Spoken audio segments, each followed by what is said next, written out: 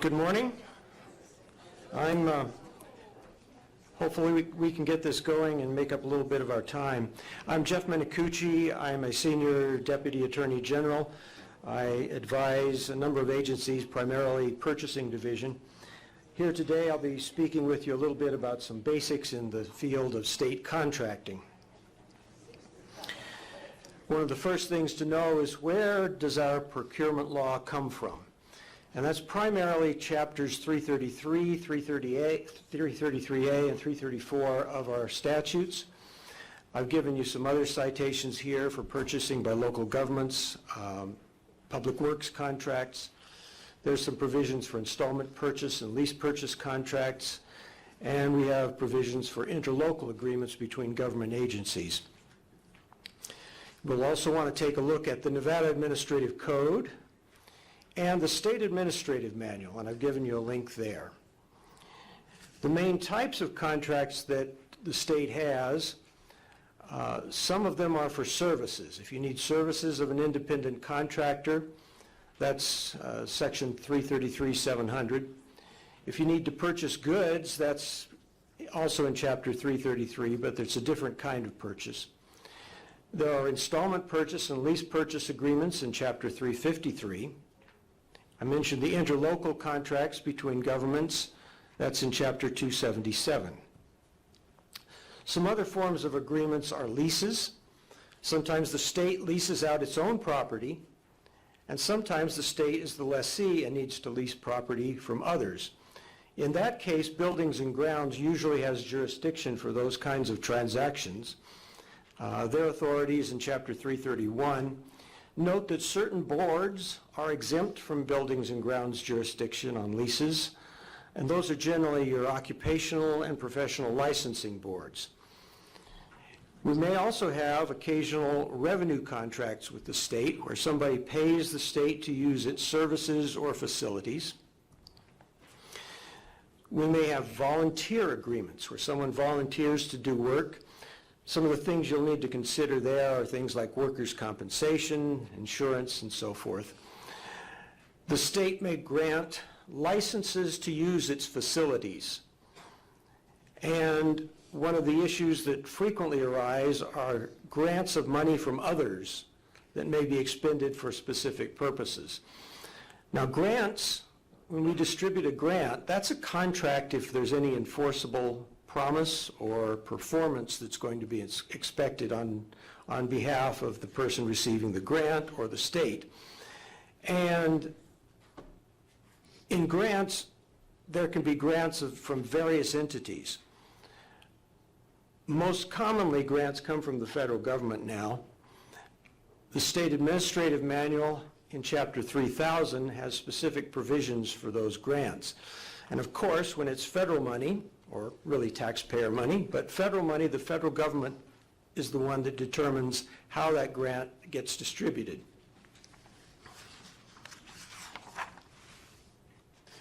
And why is all this important?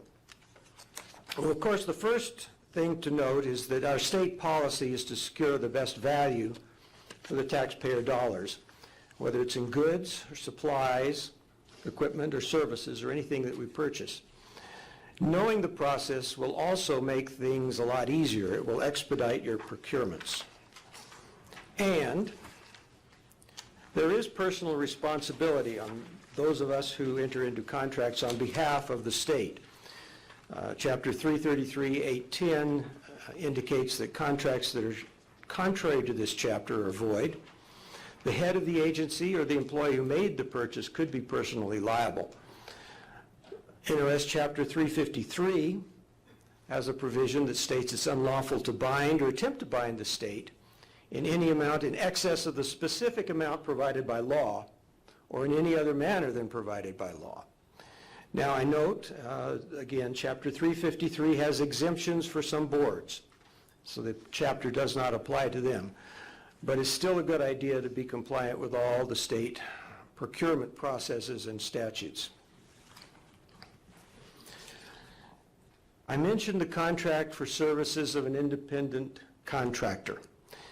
The state has contract forms that are used, and they can be found at this link here. We have a standard form contract.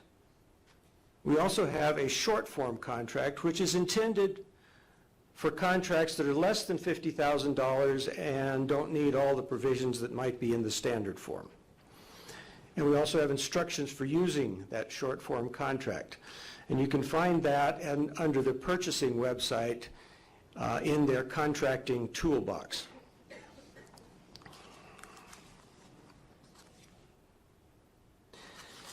The importance of using the state's standard contracts is that we have standard provisions that have been determined to be important to the state. One of these is something called a non-appropriation clause that says we're not going to be required to spend money if the appropriations don't come in and we're broke. That's important for a number of reasons. Perhaps not as much if you're not receiving any appropriated funds and you've got all the money in the bank that you need to pay for this particular good or service.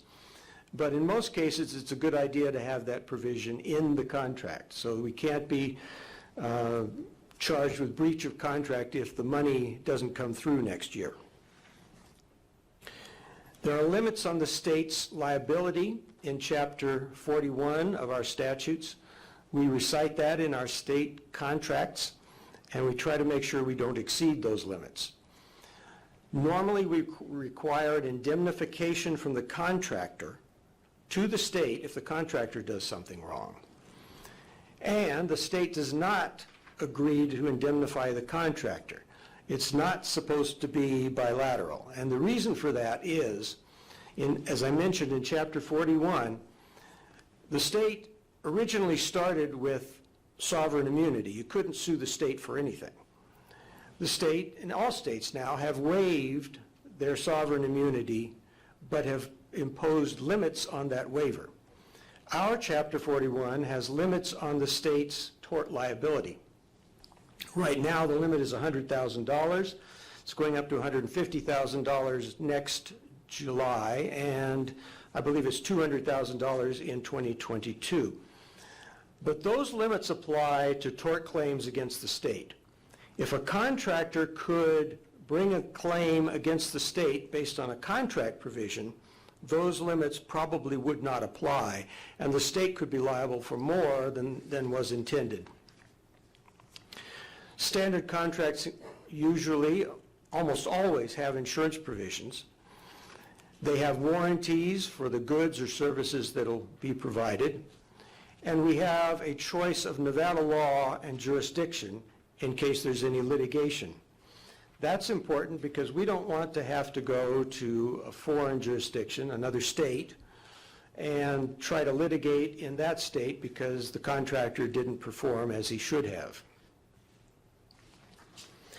I mentioned there are insurance provisions in our standard contracts. Those are determined by the state risk manager. In the standard form contract, there is usually a separate insurance schedule listing the types and amounts of insurance and some other insurance provisions. In the short form contract, the insurance provisions are embedded within the contract, so there's not a separate attachment. And the four types that we believed would be most common are workers' compensation, comprehensive general liability, CGL, automobile insurance, and professional liability. One thing to remember, let me go back just for a minute. One thing to remember on the short form contract is just because the amount involved is less than $50,000 doesn't mean the short form is appropriate. There may be other reasons to use the standard form. One of those reasons could be that you need particular kinds of insurance that aren't embedded within the short form contract. And the determination there is always going to be what is the risk involved, not how much money is the contract going to be for.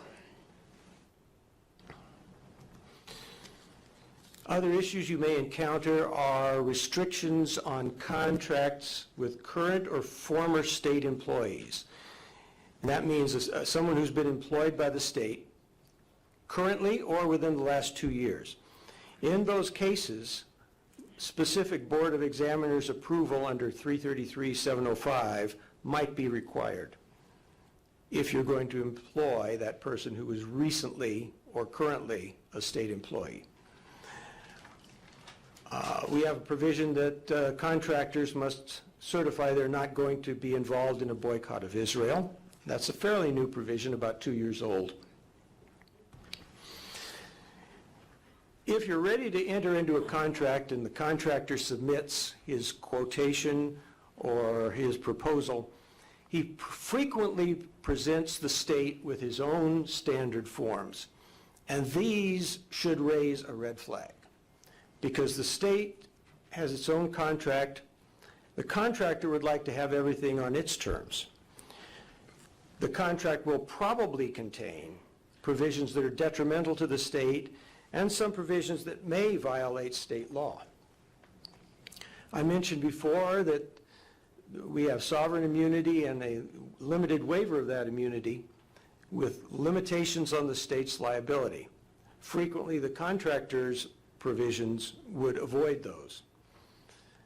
There may be issues with the confidentiality of the contract itself, information to be supplied by the contractor, or other matters, and we have to be aware that the state has a public records law, which pretty much keeps us from having secret contracts. There could be unconditional obligations imposed on the state, acceleration of amounts due, penalties might be part of the contractor's terms.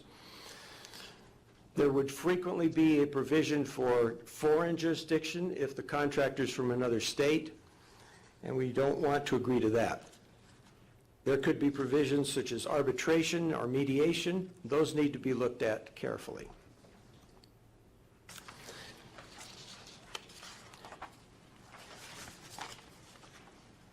Now, in procurement of goods and services, the terms are a little bit different. When we're talking about services of a contractor, this is generally under Chapter 333, Section 700, and SAM 0342.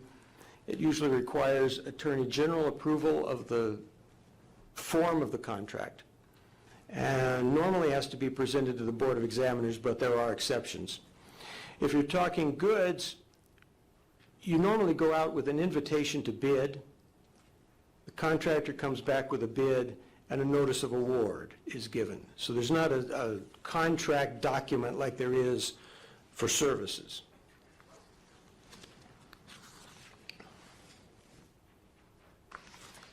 As I mentioned, I advise the purchasing division, and Chapter 333 sets forth their role in purchasing for the state. Normally, they'll take care of the big contracts for services and may authorize the agency to contract. In purchase of goods, if it's more than $50,000, purchasing is going to send out an invitation for bids, an ITB. They'll take sealed bids and award to the person who has the lowest responsible bid. Purchasing may authorize direct purchases by agencies. The criteria for awarding goods and services are a little bit different.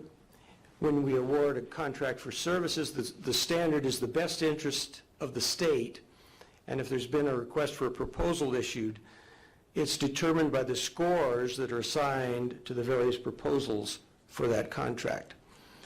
If it's goods, again, lowest responsible bidder. That's a pretty standard criterion in all goods that are awarded, both state and local and other states. I mentioned Chapter 333. Section 700 is the main grant of authority for contracting. It applies to using agencies, and that's a defined term in Chapter 333. It includes officers, departments, institutions, boards, commissions, and other agencies in the executive department which receive any support from public money. Now, the term is public money. That could be state, federal, private, or other sources. Hi. Welcome to the new Bixby. Hi. There are exceptions from Chapter 333, Section 700. such as the higher education, housing division, local governments. And I should mention also the Department of Transportation has its own separate contracting authority, and they don't have to go through 333-700 in most cases. You may have similar independent contracting authority. There are some others in the statutes. The main one is Department of Transportation. But if you're under 333-700, you're probably going to have to get Board of Examiners approval for your contracts. Now, the Board of Examiners, through the State Administrative Manual, has exempted contracts less than $2,000. For contracts between $2,000 and $49,999, the clerk of the Board of Examiners can approve the contract and then report to the board at its next meeting.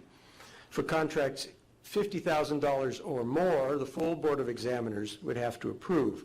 And as you know, the Board of Examiners is the Governor, the Attorney General, and the Secretary of State. In approving those contracts, there is a delay that's involved because there are the Board of Examiners meets each month, and then there is a deadline for submitting contracts for the next month's Board of Examiners approval. So you need to be aware that there's probably about a 2-month lead time in order to get a contract before the Board of Examiners, unless you get some special exemption from the Department of Finance to get your proposal in late.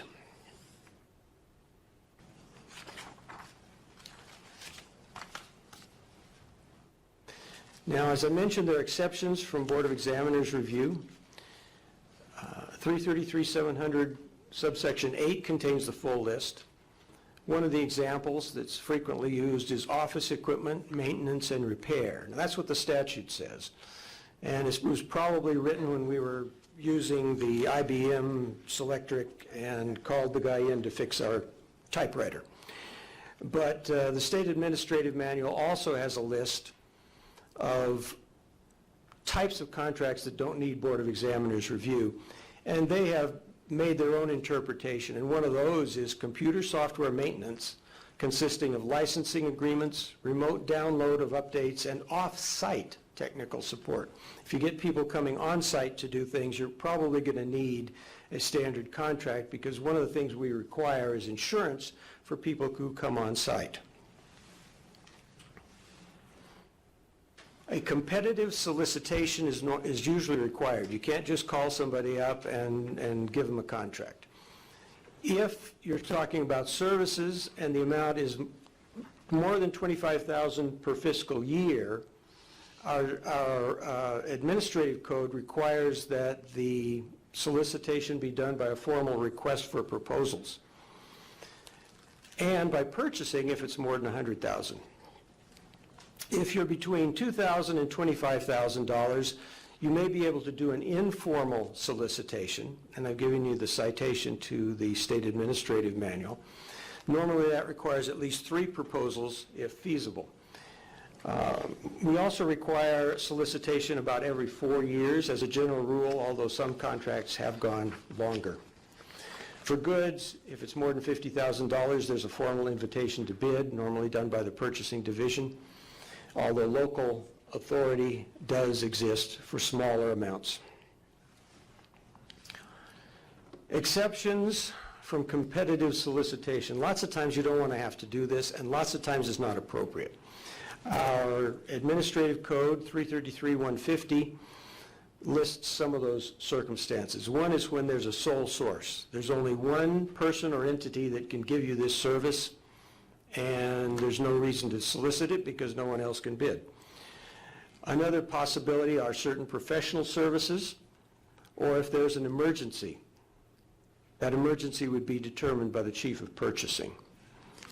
Now, the professional services that you can find in our regulation are expert witness, professional engineer, registered architect, attorneys, and accountants. If you fall into those categories, you may proceed without a competitive solicitation. If you've got any other category that you think might be similar type of professional, the determination on whether a solicitation is required is actually made by the chief of the purchasing division. So if you don't fall into the named categories, you'll need to contact purchasing and see if you are appropriate for the professional services exception. I mentioned there are some special cases. Installment purchases and lease purchases under Chapter 353. As I mentioned, some of the boards do not come under Chapter 353 at all.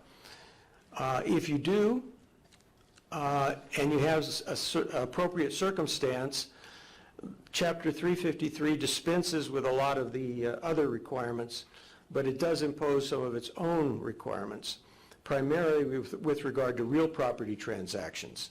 But it also applies to appropriate personal property leases or installment purchases. Other special cases involve leases of equipment. Generally, the administrator of purchasing would have to sign off on that because he has that authority. Interlocal cooperation agreements under Chapter 277 and interlocal contracts between public agencies are also special cases.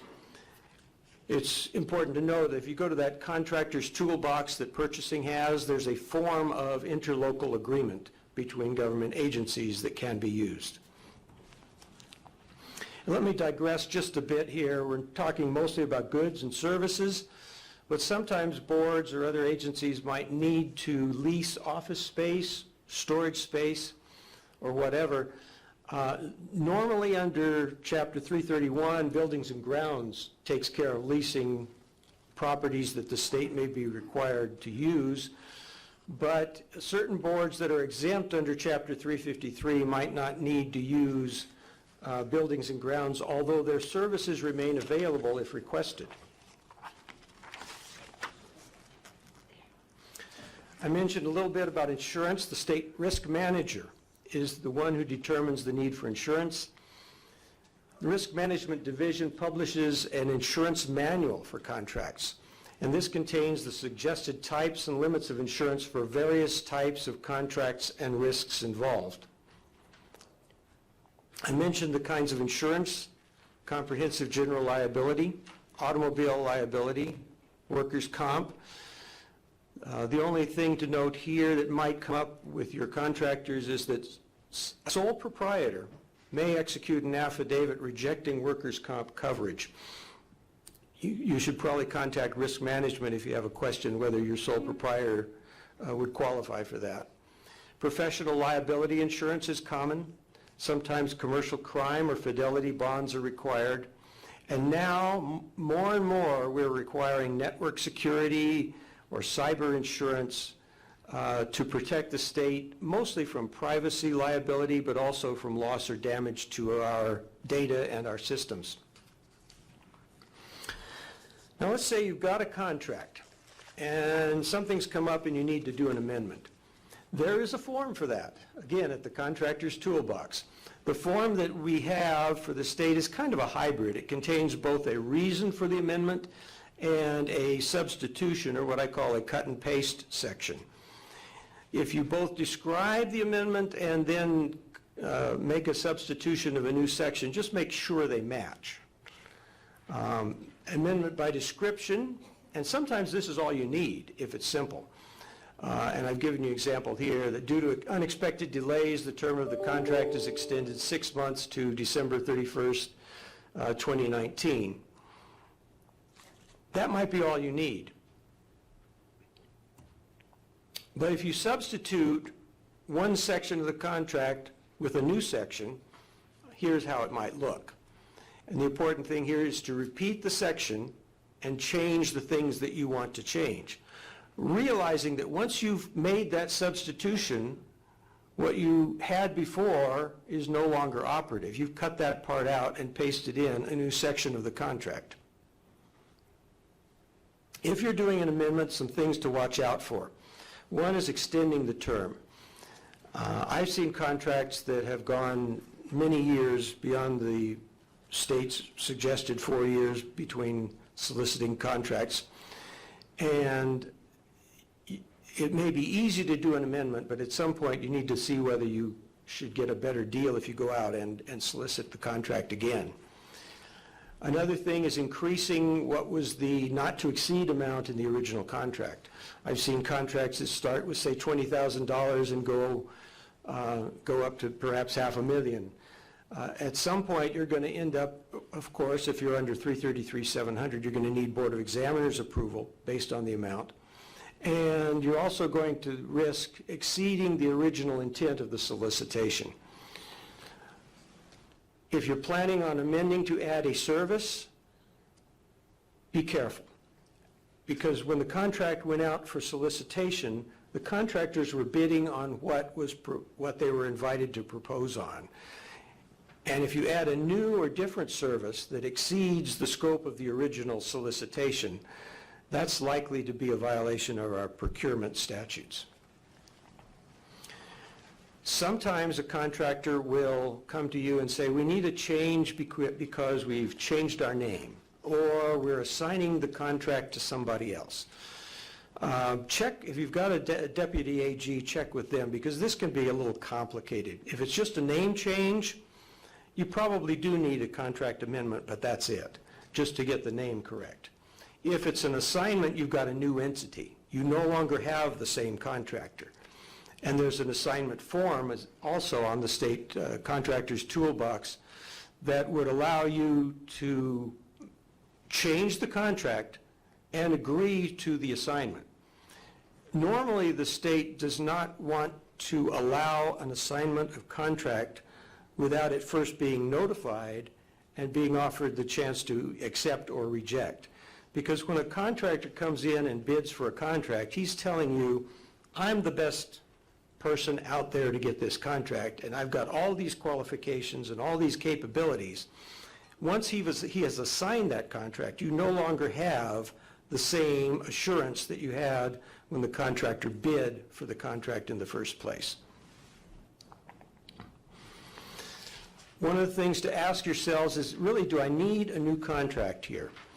The purchasing division has a number of what we call good of the state or master agreements with entities that perform certain services, and those contracts may be used without going out to solicit a new contract because they've already been solicited and the contractor has been selected.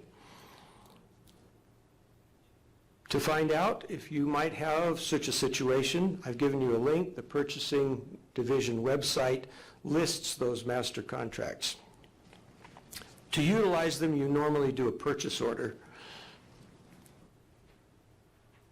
Another shortcut is if you can find whether the vendor has a contract with the General Services Administration or other government agency for the same supplies, materials, or equipment, and is willing to offer those at substantially similar prices. Or there's a possibility that you could join or use a contract that was solicited by a government entity located inside or outside the state of Nevada. Now, there's two different parts of that. Chapter 332, which you probably won't be involved with, involves local governments. Chapter 333 was amended this last legislative session by Assembly Bill 86, and that provides explicit authority for state agencies to join in a previously solicited contract.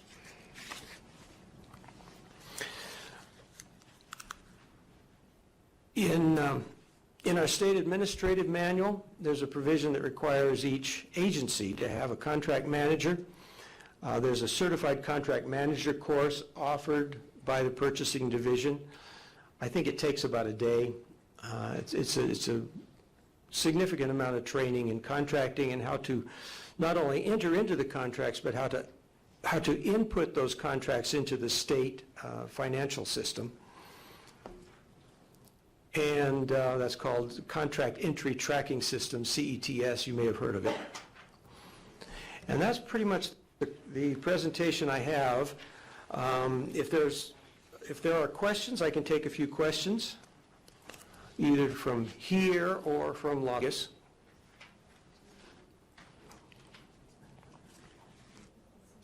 Hearing none, I'd like to turn the rest of our time over to the Legislative Council Audits Division. I believe you'll hear from Diana Giovannoni and Shannon Ryan, and they'll tell you all about the audit requirements for boards and commissions.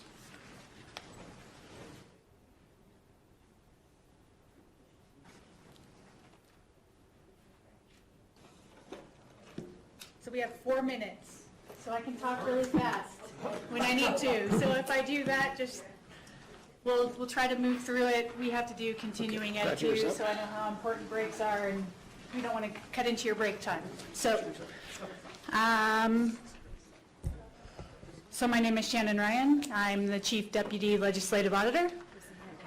With me here is Sandra McGurk and Diana Giovannoni. We're going to talk to you about audits of licensing and regulatory boards and what our office does in association with those. So our requirements come in under NRS 218G 400.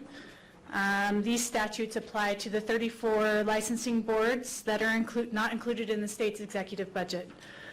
We'll talk a little bit about the different state audit functions, what our office does, how the concept of audits impacts certain boards and commissions.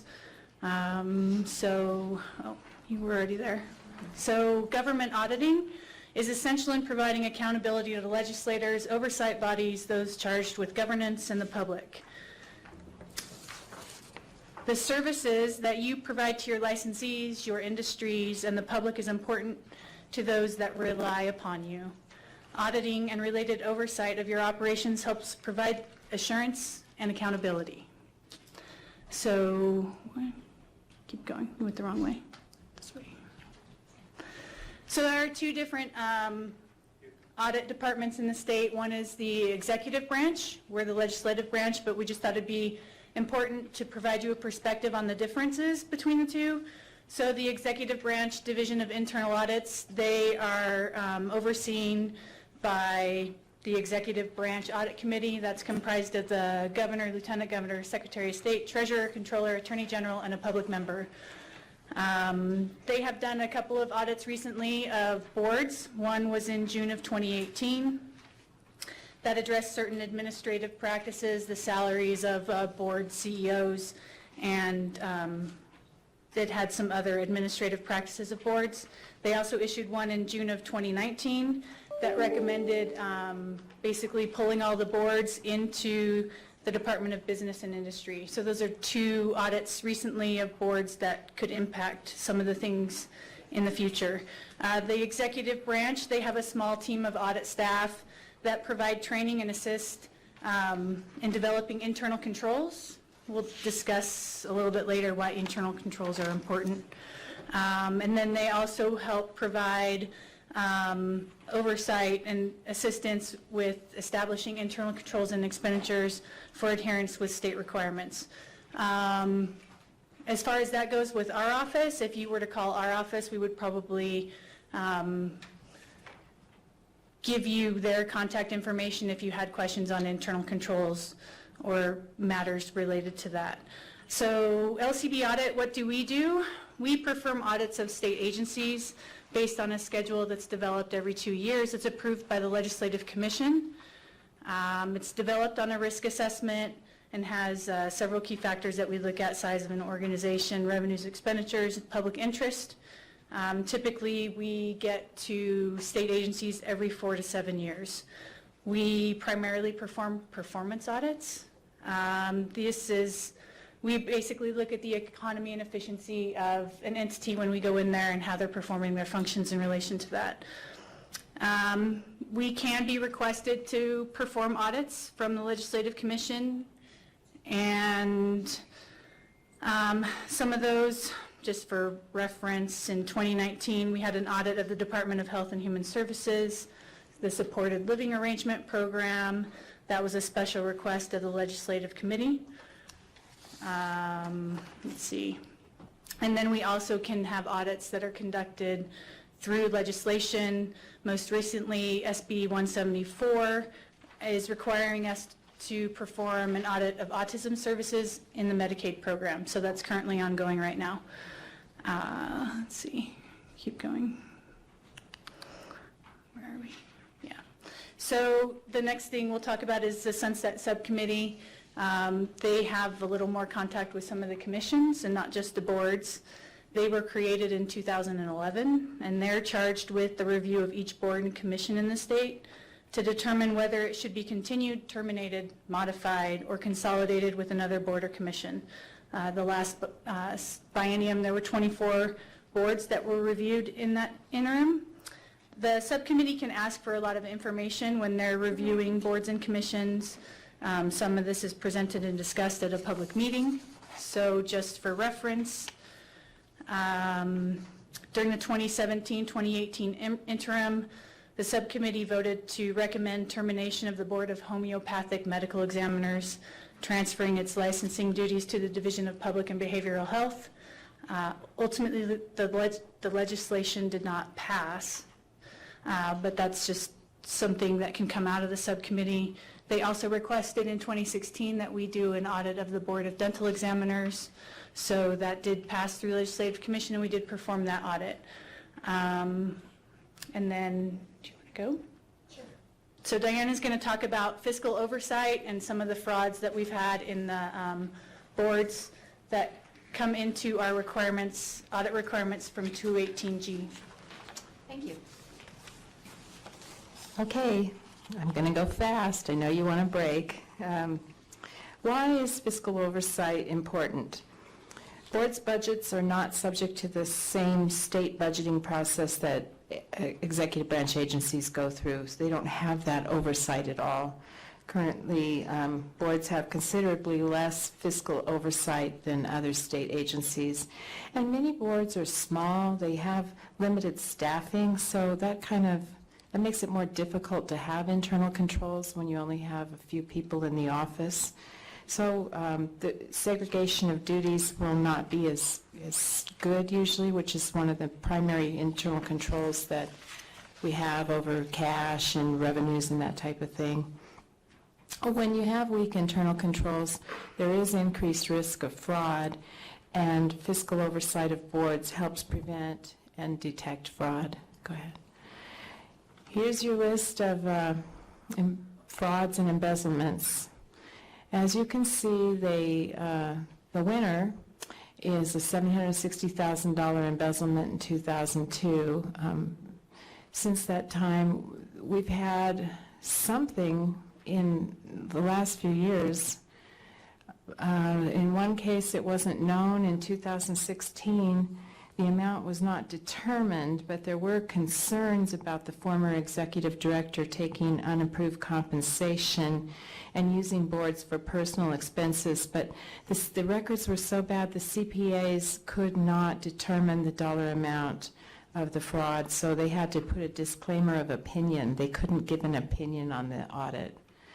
Then we have an embezzlement in 2017 from the Board of Examiners for Marriage and Family Therapists and Clinical Professional Counselors. And then another one in 2018, which to date has not been classified as a crime. Then it's still pending whether or not it's going to be formally investigated, but there was an agreement that $20,000 was diverted in unauthorized pay, and that is being, there was a fine involved with that through the Ethics Commission. Most embezzlements were perpetrated by the executive director. Many of the boards have a small number of staff, as I stated before. And just so you know, we really feel that board members are the first line of defense for fraud prevention, and consequently, board members need to understand the valuable oversight role that they provide. The audit requirements help board members oversee the regulatory board's operations, and they help ensure transactions and activities are appropriate. Certain audits are required by statute. Those associated with occupational licensing and licensing boards fall under NRS 218G.400. So at this time, all 34 boards, licensing boards, must submit an audit or other financial information to our office, to the legislative auditor, by December 1 of each year. There is an exception. Some boards do report biannually, which I will discuss momentarily. Our office sends an email reminder to each board, typically in July, to remind them of the audit requirements. For boards with annual revenues of $200,000 or more, the requirement is an audit prepared by a CPA. If they have less than $200,000, the requirement is a balance sheet, and there's a packet that needs to be submitted with that. There's instructions that are sent to explain how to complete the balance sheet, but that is self-prepared by the board. Okay, here's your exceptions. When a board can report biannually instead of an annual audit, they may choose to report every 2 years, to have an audit every 2 years. Currently, the way that it breaks out right now, 19 boards have annual audits, 8 boards have annual balance sheets. That would mean that their revenue is less than $200,000 a year. And 7 boards submit biennial audits, which means they have a 2-year audit. Second, okay, also, any board that does not submit quarterly reports to the licensing, I'm sorry, I'm going to repeat that. Any board that does not submit quarterly reports of disciplinary action and regulatory activities to LCB pursuant to NRS 622.100 is required to have an annual audit, and that is submitted quarterly. We check on the board's compliance periodically. We contact them if there's problems. If we don't see the submissions being put up on the LCB website, we contact them to ask why. Sometimes it's generally due to having a new executive director and they haven't been informed about it. Here's the, if there's a, oh, I'm sorry, you need a new slide.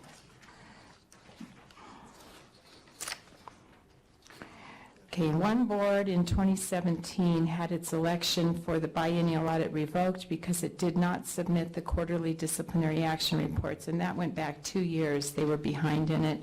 That board eventually got current, but they're still not on a biennial audit. They're doing annual audits now.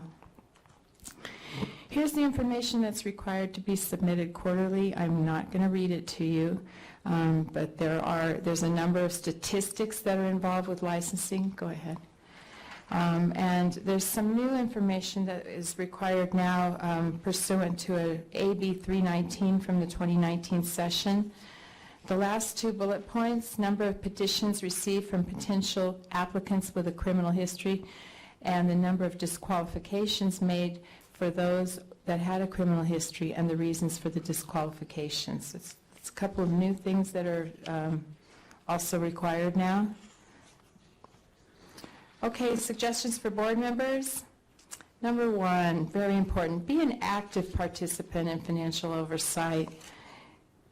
Ask questions, follow up on findings. If there are findings that the auditors had, maybe there's issues with internal control, we will see that. You'll see towards the back of the report, they'll have a finding where there's an issue with internal control that they're concerned about.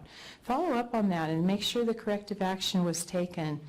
Request copies of balance sheets and financial statements and ask questions. Get involved with financial oversight. Ask questions until you have a comfort level of how the board operates. Delays of, go ahead. Oh, never mind. Delays in submitting audits by December 1 may be indicators of problems. Because sometimes, it doesn't happen very often, but sometimes the audit isn't submitted on time, the CPAs are behind. It might be a legitimate reason, like they had a very hectic tax season, but sometimes there's other reasons why the audits are behind, like it's difficulty getting the records together. There could be, if there's a significant delay, it should be investigated.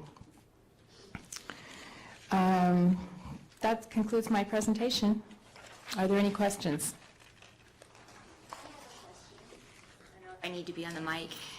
The question is regarding the slide on the quarterly reporting in compliance with AB 319. And I just logged into the LCBs where we do our reporting, and they haven't updated to include those last 2 bullet points. Do you know when that's going to happen? The question was on the quarterly disciplinary action, LCB audit, the LCB Administrative Services hasn't updated the website yet for the last 2 items concerning criminal history. I don't know when that's going to be done. You'll need to call the help desk for LCB to inquire when that's done. It's a new requirement for 2019, just passed in the last session, so I'm not sure. In the interim, if you want, you can submit that information the old-fashioned way by snail mail or by email and let them know that. That's what we told you guys a couple of years ago when the legislation changed as well. Thank you.